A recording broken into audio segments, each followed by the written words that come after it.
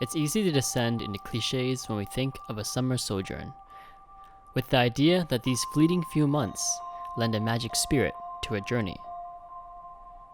It's easy also to come to the conclusion that summer means sunshine, recklessness, joy, abandon, and yes, youth. That to enjoy summer means to enjoy being young. This is an idea that's sold to us all the time.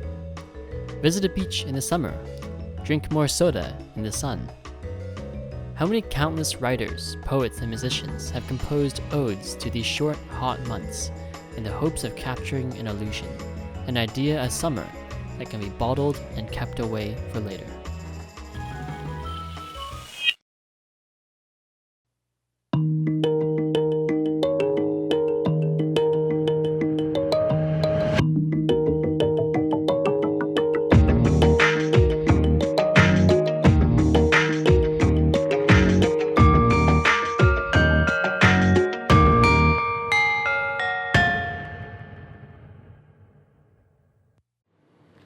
So this leads us to a question.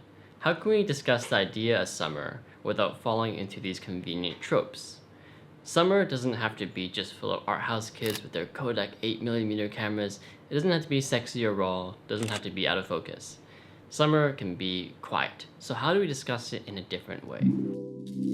While I was researching Italian photographers, I came across the work of this guy called Franco Fontana.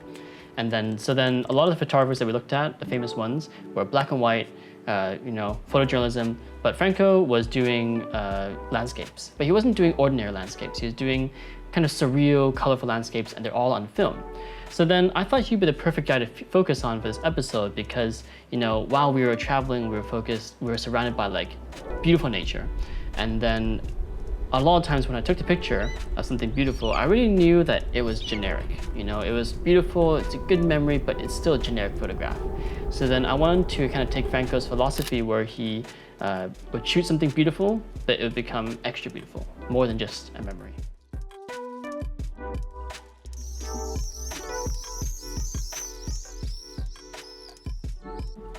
So then why do I like Fontana's impressionistic landscapes? The question is not so easy to answer. For example, I've been to Tuscany, so I know how beautiful it can be. But then just because it's beautiful, it doesn't mean it's easy to take a spectacular photograph. So here's a picture I shot, and it's nice, it's decent, but otherwise it's not something which, I'd really want to share for the rest of my life. But somehow, by isolating elements of the land, Fontana makes the photograph unique and imbues it with meaning. Out of these completely ordinary circumstances, he draws our attention to how remarkable life and nature are. Ian. What? Why don't we finish this episode in Italy? Who's this? My voice of reason? Yes. I didn't even know I had one of those. So why didn't you film in Italy? It's a good question. I did. Did film a little bit? No, I mean yourself. For this show. Oh. I was busy eating.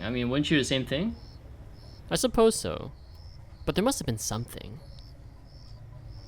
There was one thing.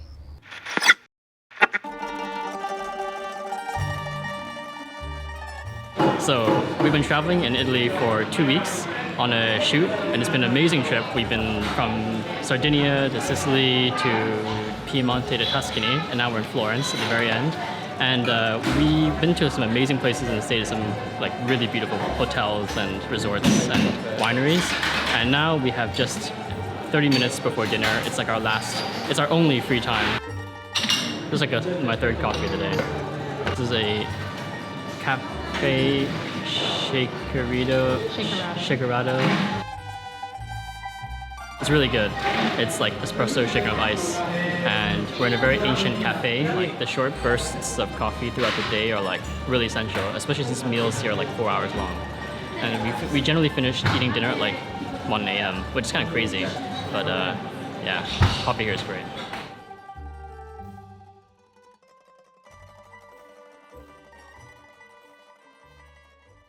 Franco Fontana's most famous photograph is called Zagare Bay. He shot Zagara Bay in 1970 when he was traveling with a group of friends who were also amateur photographers. They all decided to shoot the same scene, and some focused on the people who were bathing while others shot the water. Fontana was struck by the shadow of that spur engraved on the beach whiteness.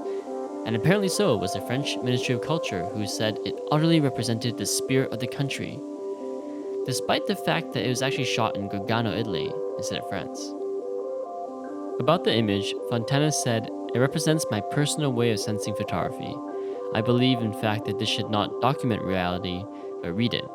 Reality is all around us, but he who takes the photo shall decide what he wants to express."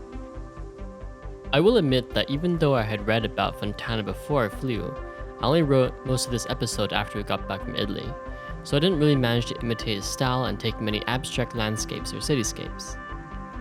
Still, I think at least one of the photos I shot manages to reflect his work. It was on the Ionian island of Salina, one of the most incredible places I've been to in my life. I can't say that anything philosophical was going through my mind other than, wow, this is freaking beautiful. But who knows, maybe Fontana was just having fun when he made his own art. The audience gives the art meaning. Or more elegantly, in Franco's words, all you can discover in the world is what you have inside.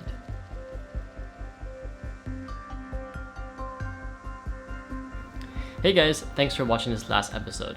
So we realized that over the last year while we've been doing Digital Darkroom, there's obviously a lot of attention on videos like the Context T2 or the Leica video, and while we love those ones, me and Anne actually also spend a lot of attention on these ones, these more philosophical ones. So to keep the show going, we would ask you guys so much if you guys can help us share the video in any way possible to any forums or communities or friends. It means a lot to us. You know, more people watch this video, the more happy we get.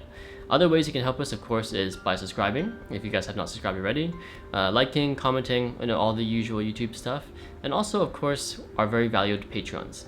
You guys have helped us so much over the last year. We couldn't do this without you guys. Thanks again, and we'll see you next episode.